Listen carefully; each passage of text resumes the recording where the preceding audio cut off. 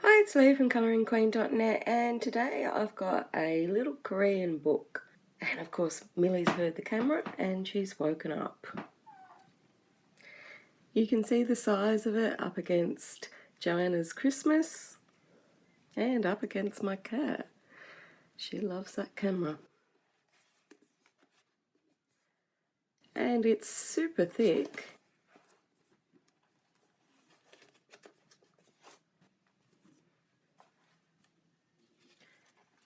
Has a lovely dust jacket. It's got a slight texture to it with some lovely gold foiling there. This cover art is in a blue, like a carbon coloured ink. You could colour that in if you wanted to. We've got a protective page there, some toned paper, and then the cover art replicated in colour. Now the first part of the book is in colour, so you've got all the inspirational images there, and you can use their inspirational images as a colour reference for yourself, or you can do whatever you fancy. So we've got lots of interior scenes. And this paper is really thick, really sturdy. And it all has like a matte look to it, these illustrations. It looks like someone's like solidly coloured everything without blending or shading. So if you did know blending or shading, you could really bring these images up to another different level.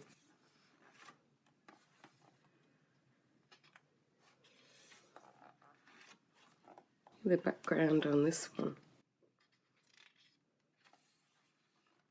Now it is folding over very well and laying down pretty easily.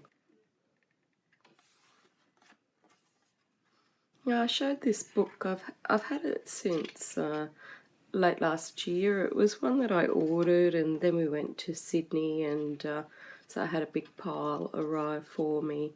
Well, I was able to pick up a big pile when we came back, and this was one of them. I've shown it briefly on a video before. It's super cute, and I do love these coloured inspirational images. We've got our beautiful hibiscus, and they're off travelling now on the train. We've got all the little lights there. And see, they've coloured it like just solidly, and you'd think that if you knew about light source and whatnot, you'd really be able to elevate these images from more than what the gorgeous ones that they've already coloured. And if you like colouring solid, then you've already got an example of what it will look like. Now there are some filler pages in here. So we've got really thick cardstock. It's off-white colour. And we've got a stitched binding as well, so you could always snip a stitch if it's not folding down well for you. So here's our cover art again. And we've got a nice dull black line on that. It's very easy to see. And these 2-page spreads, see how nice and easy it's folding over, so you can colour in there. And it's got a real sketchy appearance to it, a lot of these drawings. Isn't this one cute? I wasn't a fan of it that much when I first got it, and over having it the last couple of months, it's actually grown on me, and I'm able to see that there's more that you can do with it, like what I was saying about the blending and the shading. I just wasn't able to see that at first, and I've got a lot of colouring books, you know, that I don't like that much when I first see them, and then later on they grow on me. And of course there's some that's just love at first sight. So we've got like the Jaws look here, and look at the cat with the boots.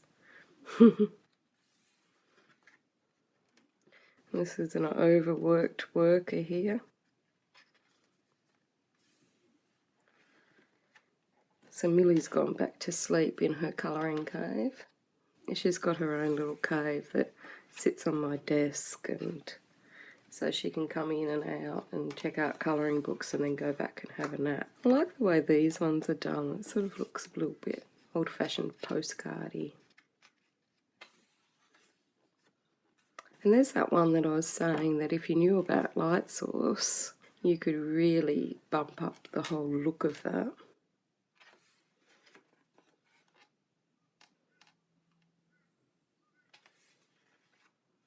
We've got another little filler type page here. Be good for testing out your mediums and whatnot. And this is really thick paper, really super thick.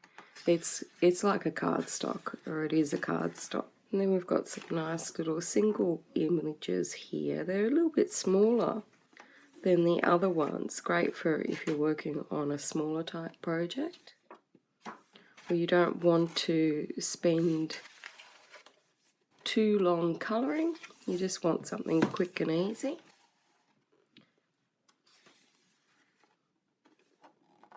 This giant cup of tea.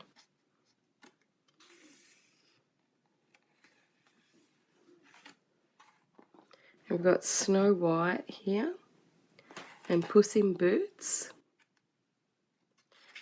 And you might hear my little puppy dog. He's snoring under my desk.